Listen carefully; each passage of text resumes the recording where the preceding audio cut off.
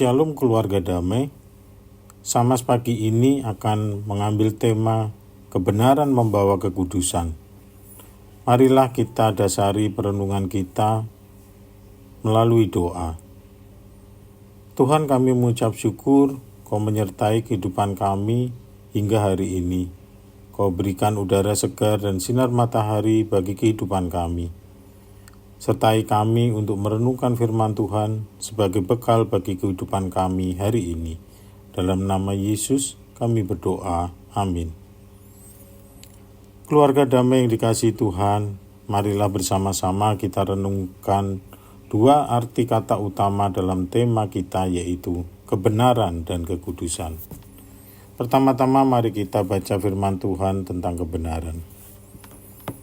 Yohanes 14 ayat 6 mengatakan, kata Yesus kepadanya, Akulah jalan dan kebenaran dan hidup. Tidak ada seorang pun yang datang kepada Bapa kalau tidak melalui aku.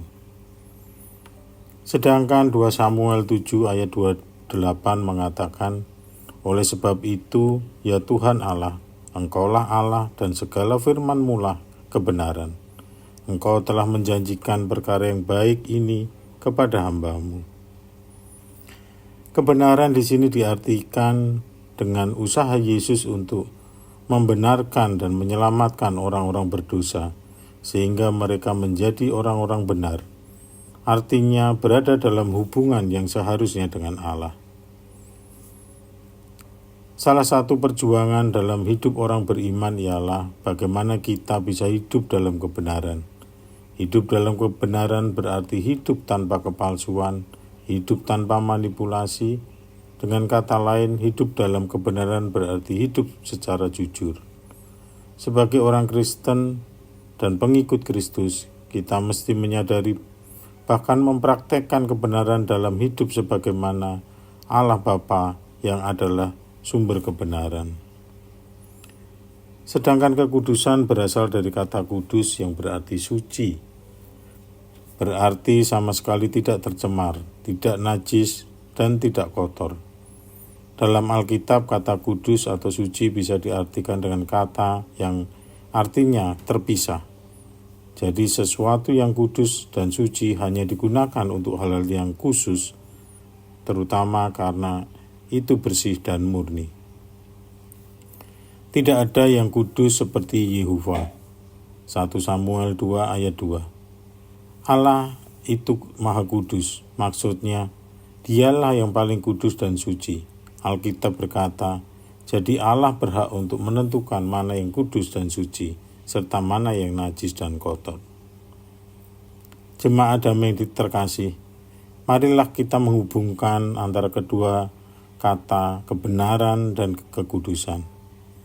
Firman Tuhan dalam Yohanes 17 ayat 17 mengatakan, kuduskanlah mereka dalam kebenaran. Firman-Mu adalah kebenaran. Iman yang sungguh-sungguh menyelamatkan serta pengetahuan yang didasarkan pada pengalaman dari ajarannya menuntut adanya kerinduan yang tulus untuk melakukan kehendak Allah. Percaya berarti membuat komitmen untuk taat. Sedangkan Titus 3 ayat 7 mengatakan, supaya kita sebagai orang yang dibenarkan oleh kasih karunia-Nya berhak menerima hidup yang kekal sesuai dengan pengharapan kita. Firman Allah adalah kebenaran yang mengkuduskan. Maksudnya adalah berarti menyelamatkan. Dikuduskan oleh firman artinya dengan kuasa firman Tuhan yang difahami, maka seseorang dapat didewasakan agar tidak lagi hidup dalam dosa, melainkan hidup sesuai kehendak Allah. Firman Tuhan menguduskan artinya firman Tuhan menghindarkan manusia dari berbuat jahat. Firman Tuhan akan memerdekakan kita dari kodrat dosa atau kecenderungan untuk berbuat dosa. Jika terus-menerus dikuduskan oleh firman, kita bukan saja tidak berbuat dosa lagi, tetapi tidak bisa lagi berbuat dosa. Warga damai di dalam Tuhan. Dalam diri Allah tidak ada kepalsuan karena Allah adalah kebenaran sejati. Selalu ada keselarasan antara apa yang dikatakan Allah dan apa yang diperbuatnya. Seperti yang dilakukan Yesus semasa hidupnya di dunia. Dia mengatakan sesuai firman Tuhan dan dia melakukan seperti di dalam hidupnya sehari-hari. Memang disadari bahwa sebagai manusia kita seringkali jatuh karena kelemahan yang kita lakukan. Mempraktekkan kebenaran bukanlah hal yang mudah, hal yang membutuhkan perjuangan yang berat, karena seringkali apa yang mudah dikatakan, susah untuk dipraktekkan. Kebenaran menuntut kesatuan antara perkataan dan perbuatan kita. Bagaimana kita bisa hidup dalam kebenaran? Pertama, hidup dalam Yesus yang adalah sumber kebenaran. Artinya bahwa hidup sesuai dengan yang dipraktekkan oleh Yesus sendiri. Kedua, punya prinsip jika ia katakan ya dan tidak katakan tidak. Lalu, bisakah kita menjawab pertanyaan ini? Bisakah manusia yang tidak sempurna menjadi kudus? Oleh kekuatan Allah dan firman Tuhan, manusia bisa menjadi kudus. Allah sendiri memerintahkan orang Kristen, kalian harus kudus karena aku kudus, di 1 Petrus 1 ayat 16. Manusia yang tidak sempurna tentu saja tidak akan pernah bisa mengikuti standar Allah yang sempurna tentang kekudusan. Meski begitu, jika kita menaati hukum Allah, kita bisa dianggap kudus dan diterima oleh Allah. Jika kita berusaha untuk menjadi kudus, ini akan terlihat dari kata-kata dan tindakan kita. Misalnya kita akan mengikuti nasihat Alkitab untuk menjadi suci dan menjadi kudus dalam seluruh tingkah laku kita.